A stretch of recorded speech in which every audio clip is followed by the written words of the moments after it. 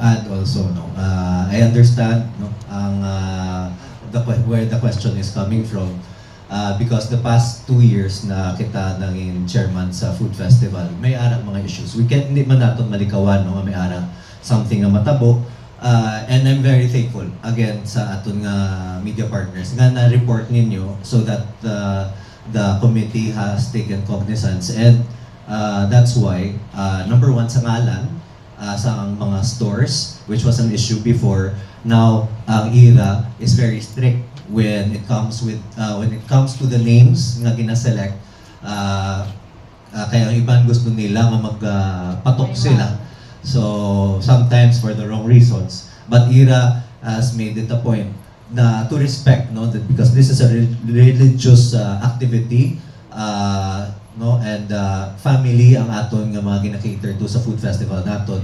So ara ang sa names, and when it comes to the performers will be screened by IRA, and at the same time the food festival committee kay kita man mabulig sa pag-provide sa mga local artists naton, and at the same time we will remind them, no, of the guidelines that we will set to remind them nga this is a religious celebration, and learning from aton nga mga previous activities. That's why IRA has created more open spaces to make this more of an experience, no? Kay balaan man naton, Iloilo City is the UNESCO City of Gastronomy, and that in itself, no, I believe will draw people to the Dinagyang Food Festival, because that is the only official food festival of Iloilo City during the Dinagyang festivities.